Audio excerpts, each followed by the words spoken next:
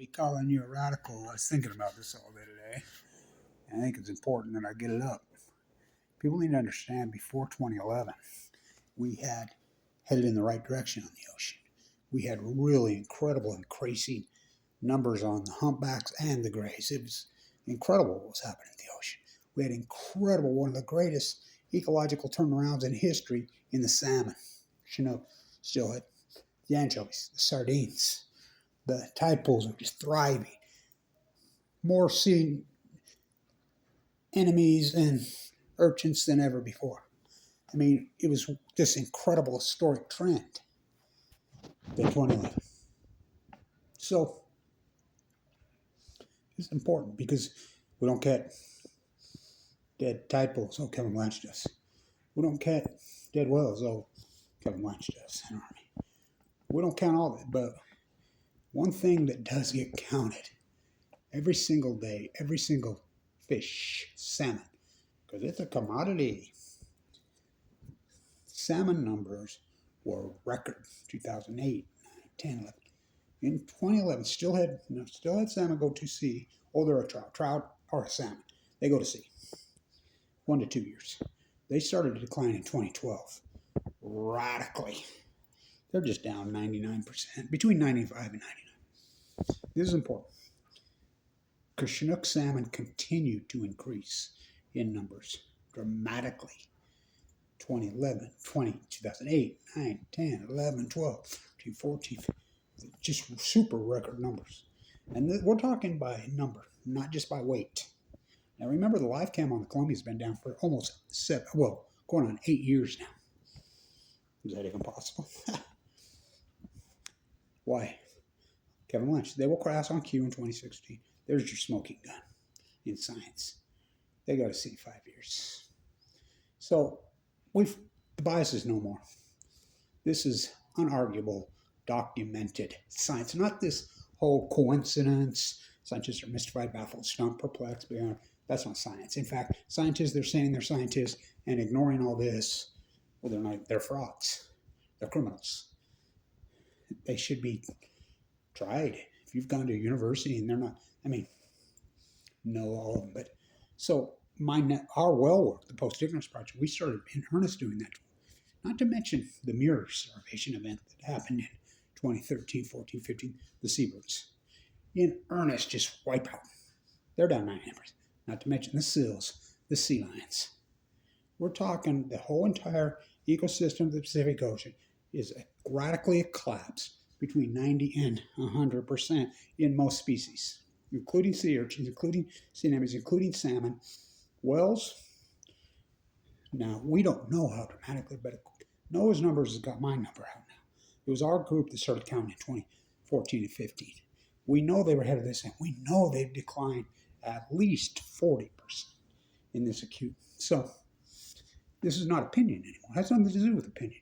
You can, ignore Kevin Blanch's work, my hypothesis in the early days. This is a full-blown up meltdown. It's never happened before. They're going to push it into the ocean. It's going to break the phytoplankton. It's going to cause all this, including the fires in the trees, which I predicted all that, including the 1,200-year drought. Everybody always asks me, well, is everything going to go stink? What's going to happen? No, I've never said that. I called it genocide, and I was right. I says, the mighty blue lady, go ask her. She's going to fight back. So it's not hypothesis. First you hypothesis knowledge, then you do the field work. We have the data. You can plug in regressionary models any sort you want, and we know what an outlier is in science and in statistics. You plug in all the data, whatever, it's out there. As plain as this split across my chest. It's that obvious. Take the bias out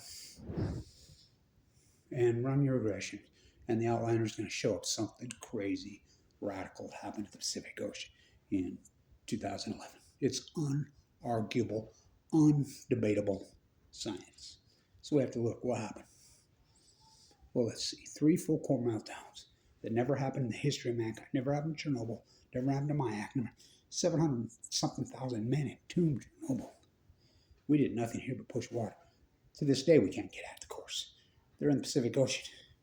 Hell of a way to boil a planet.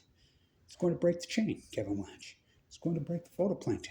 This is an eco chain. It's going to cause a starvation. And it's also unarguable. When I hear these people come out on these wells, and if I hear one more story, oh, this is going to set back the wind turbine program in these tunnels. Turbines are not killing the wells. Starvation is killing the wells. That's an unarguable fact. I mean, big fish, you got a sardine and anchovy collapse. Hello. Will she come back? I don't know. You go ask the mighty blue lady. I hope. We're no match for her. I've been saying this the whole time. She's going to fight back against us. What we're doing to her. Think about it. The very birthplace of all of us. The ocean. And we stand back and let these nuclear monsters do whatever they want. And don't say the F word. Think about it. You know, what do they call it? Crippled nuclear. Or besides Chernobyl, I mean, this language they use. I read an article this morning that is still to this day calling it hydrogen. These are 3 full core meltdowns. The biggest load of MOX fuel and spent fuel, one of them on the face of the earth, 6 spent fuel pools with just literally millions and millions of years of freaking blown to smithereens, not to mention the common spent fuel. And you're telling me there's no consequence of that. And you're claiming you're a scientist. They had the science fair on TV this morning. My grandson went to it on a field trip. And the first thing they said, what's the basis, fundamental foundation of science? For every action, there's an equal reaction. What's the biggest action in human history? The meltdowns of Fukushima, Japan. So anybody, and it kills me how they're throwing down, doubling down on their, cash cow called the nuclear, which it's just all government pork, and they're all in, and their knees are shivering because they're afraid maybe their money, trough is going to dry up. So just wanted to get this up. I'm really tired. I'm getting there. This should have never happened. I told him for 6 months, it's my valve. I was born with a heart defect. My dad nuked the best thing about a test say. The incredible, famous Dr. Blanche saved me from the grave again. His protege, who he trained, saved me. I mean, they didn't get it right last time because he didn't do it. When you're sitting telling a heart doctor to his face and his PA, multiple of them, it's burning in my chest. I can feel it. It's right there in the valve. It's pinched.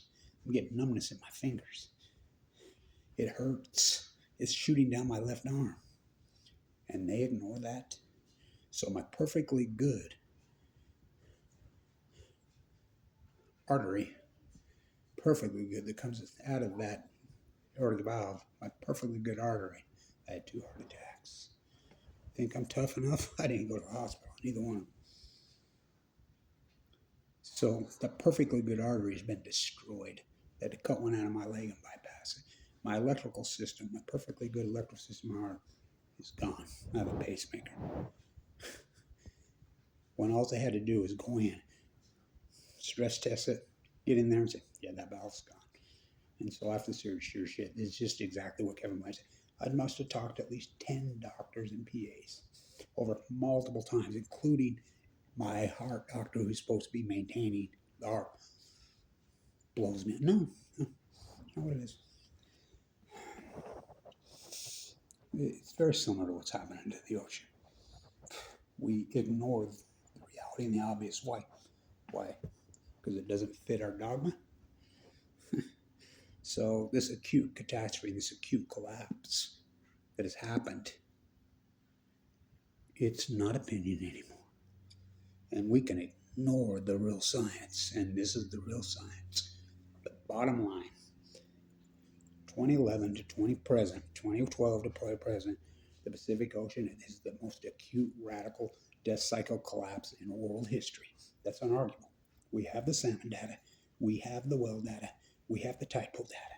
Kevin Blanche's tide pool work alone. No, it's not all gone. You're going to find pockets. You're going to find some. Hell yeah. I do. But we're talking 90, 95, 100%, which has been verified. All this work has been verified. We have the salmon numbers. And we're talking by number, not by weight. They're coming in 6. Can you go talk to any fish? How about the crab collapse? The mirrors. It's a great starvation event. So it's not the Great Pacific Genocide. Kevin Blanchard, the greatest PhD in human history. Hypothesis. They're going to lie. They're going to lie. It took me 3 years to convince anybody it was even one meltdown. All these so-called experts were calling it hydrogen, but some of them to this day. And we're going to go into denial. Okay.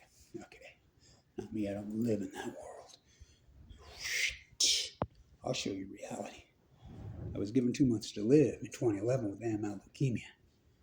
You know, that was a hell of a battle. And by the way, they don't operate it out. Don't ever let anybody operate on your cancer 2 months. That will kill you. My Fukushima fish hook right here. I got more wounds up and down me. My radiation tattoos, Fukushima fish hook, and now my perfect good electrical system. Now I got a pacemaker. I'll have to live with the rest of my life. And even when he got in my heart, he's like, that heart is so perfect, it's so clean and so beautiful. Look what they did to it. Now I got to bypass out of my leg, my perfectly beautiful artery.